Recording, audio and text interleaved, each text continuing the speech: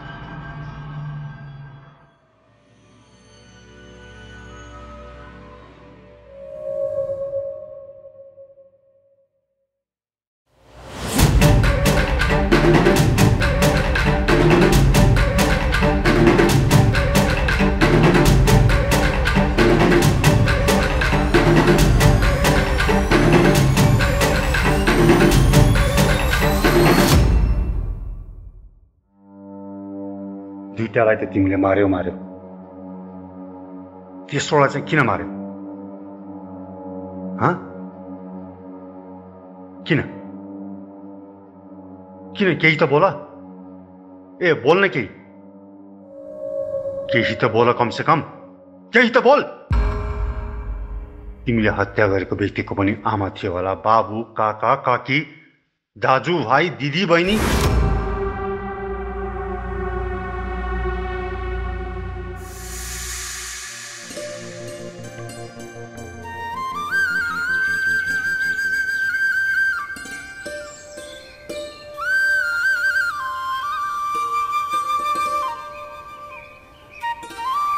नानी, ए नानी, ओइ नानी, कहाँ गयो? तेरो दाइ कता हिँड्यो। ल दुध पुऱ्याएर आइज, जा। भरे तेरो फेरि बर्थडे मनाउनु पर्छ, भगवानलाई खिर पकाएर चढाउनु पर्छ। ल लिएर जा। या आमा, जहिले म जानु पर्छ? दाइ कता हो कता? नरिसा ल लिएर जा। ल ल ल ल ल्याउनु। छिटो आएछ है। हस्।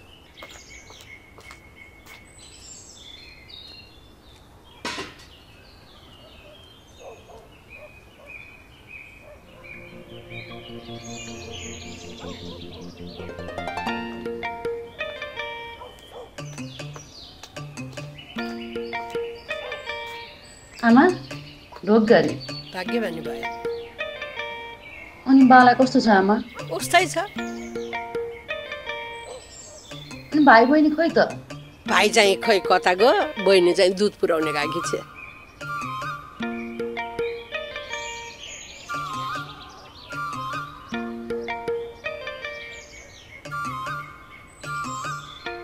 आइपुगिस्? ढोक दिए। भाग्यमानी भयो। के ल्याइस्? अनि नानी खोइ त? दुध पुर्याउन गएकी छ। त्यसलाई भनेर मैले केक ल्याइदिएको छु, अहिले सरप्राइज दिनुपर्छ। हुन्छ जा। त्यो आएपछि यो पनि लैजाला भित्र। खै ल्याउनु? लुगा राख है। ल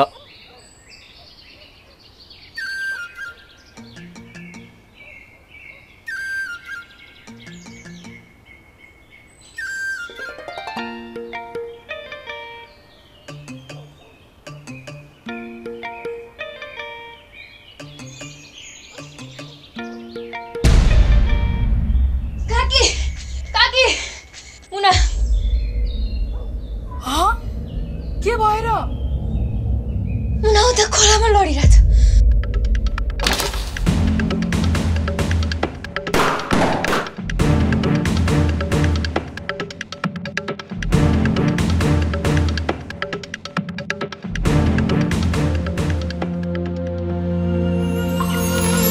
आकाशै खस्यो, संसारै फत्क्यो, भयो चित्कार मेरो सुनेन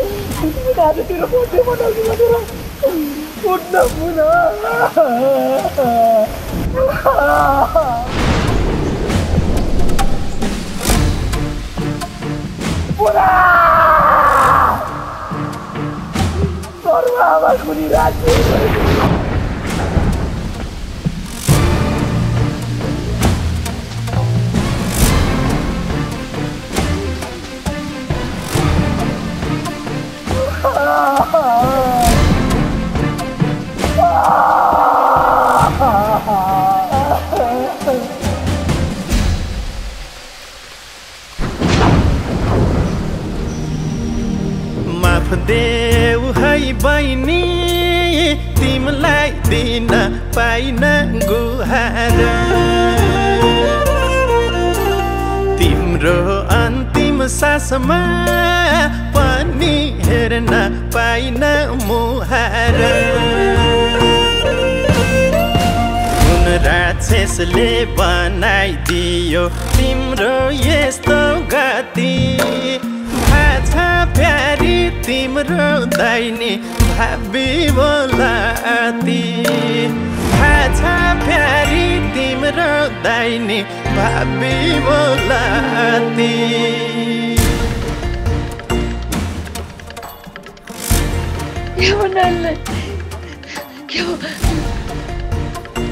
नानी उन्न नानी उन्न नानी उन्न नानी उन्न नानी उन्न उन्न नानी उन्न नानी नानी छोड़ दो नानी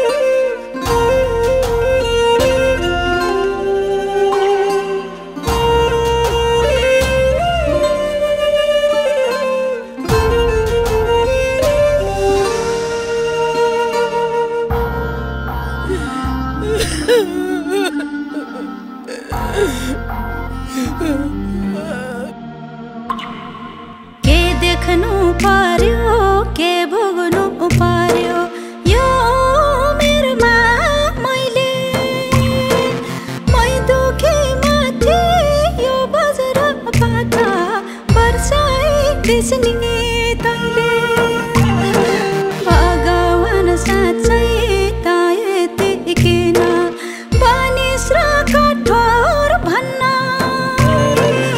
आफ्नै सन्तान अकालमै मर्दा कसरी सम्हाल्ने मन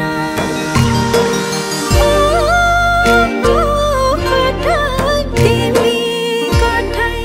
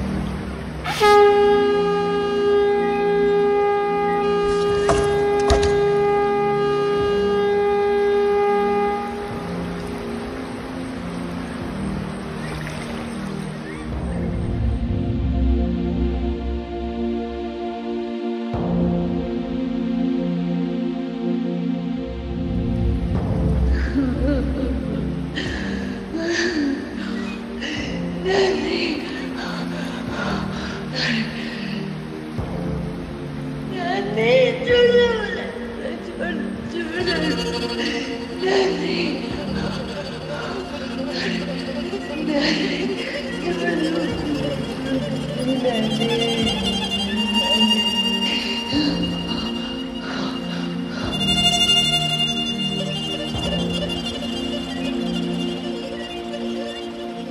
छोडेर गइस् निर्दय बने जान्छु नि नभने त बिना एक्लै हुन्छ यो दिदी भन्दा नि नभने फर्केर आइजाए प्यारे बहिनी बोल्दिनस् त किन बोल्दिनस् नि एकचोटि बोल्दे म खप्नै सकिन कठै तिमी कठै कठै बहिनी कठै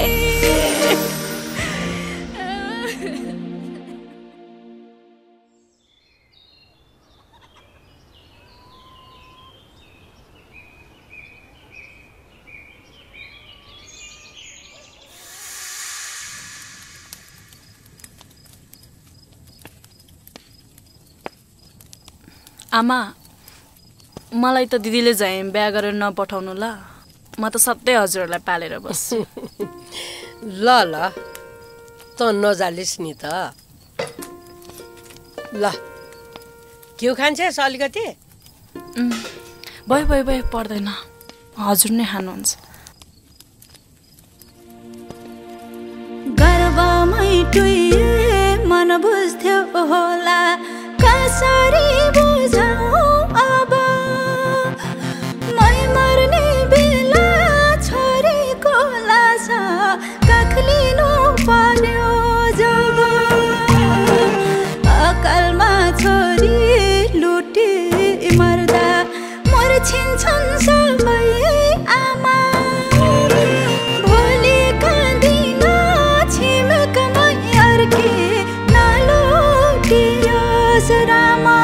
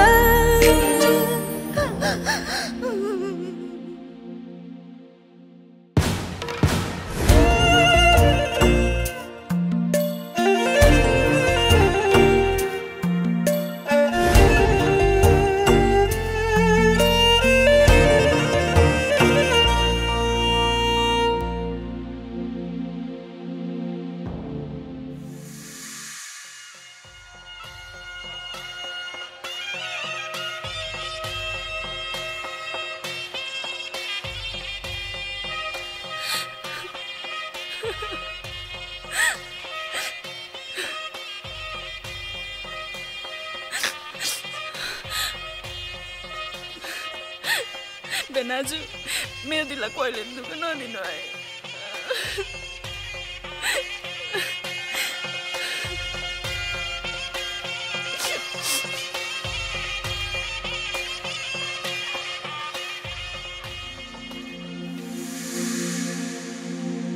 एक्लै गइस् पापिनी बनी निष्ठुरी रहेछिस् कति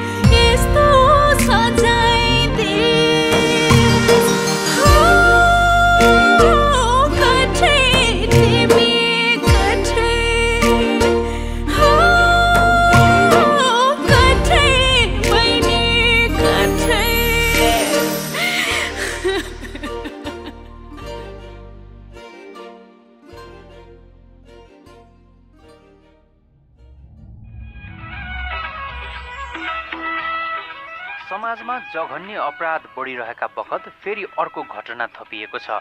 गुल्मीमा केही दिन अघि बलात्कारपछि हत्या भएको घटनाले महिलाहरूको सुरक्षा संवेदनशीलतामाथि प्रश्न उठाएको छ। यस्ता अमानवीय हरकतको अनुसन्धानमा प्रहरी समेत चुकेको देखिन्छ। अनुसन्धानबाट घटनामा संलग्न कसैको पनि नाम निशाना प्राप्त नभएको बताइएको छ।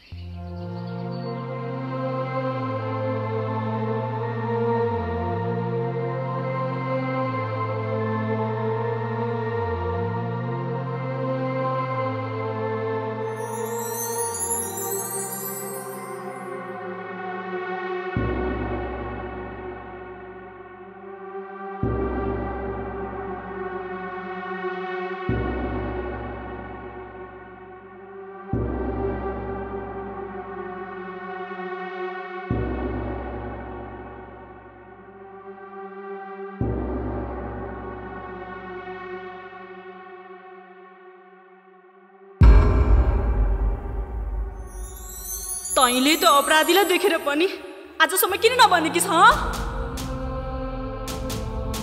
अपराधीलाई जोगाउने तँ पनि मेरो लागि अपराधी नै होस्। जा गएर भन्,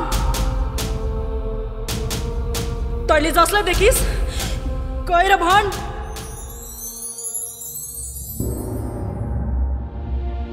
तेरा नि दिदी बहिनी होलान् एकचोटि नि सोचिनस्।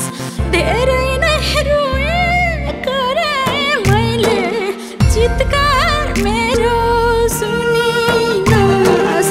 गिद्धले सिनो लुछे झै लुछ्ने थियो र के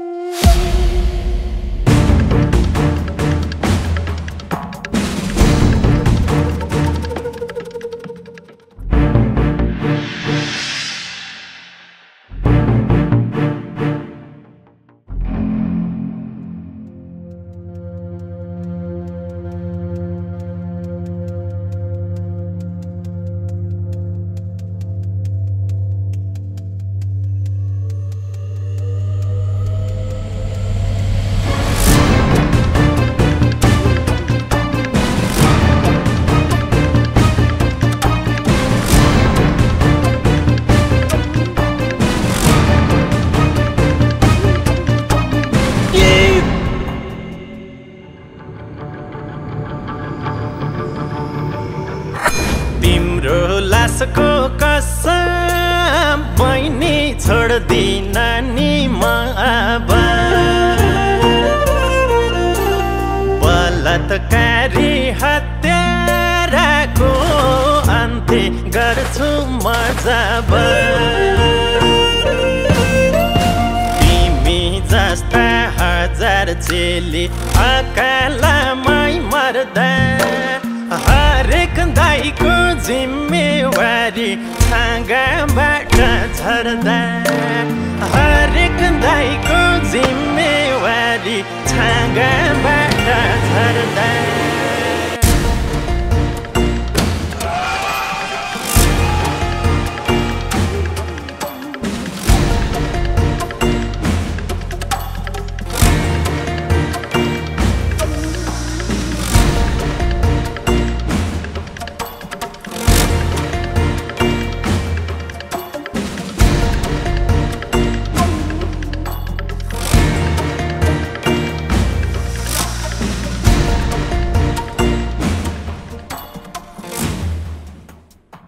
आत्मा समर्पण गर्न आएको म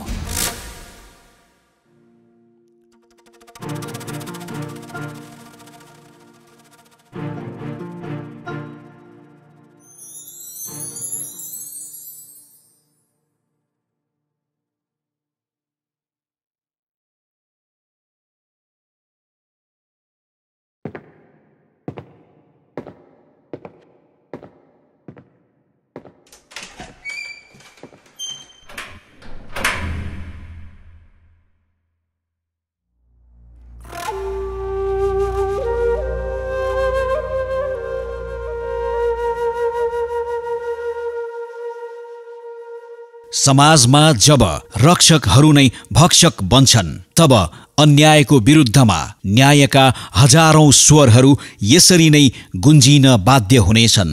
आफू जन्मेको गाउँ, समाज र देशमा एउटा अबोध चेली असुरक्षित हुन्छन्। दिन दहाडै घाँस दाउरा, पधेरा र मेलापातमा बलात्कृत मात्र हुँदिनन्, हत्या नै गरिन्छ। तर न्याय अनुसन्धानका फुटेका आँखाले राजनीतिक दबाव, सत्ता र शक्तिको आडमा अपराधीहरूलाई पटक्कै देख्दैन र भेट्दैन पनि।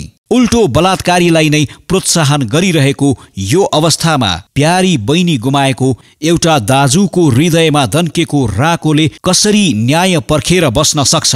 अनि लाग्दैन त बलात्कार र हत्याको बदला हत्या नै उपयुक्त हो? बलात्कार जघन्य र अक्षम्य अपराध हो। यसको सजाय मृत्युदण्ड नै हो। यसको विकल्प हुँदैन। जुन समाजमा छोरी सुरक्षित छैनन् त्यो समाज मानव समाज हुनै सक्दैन।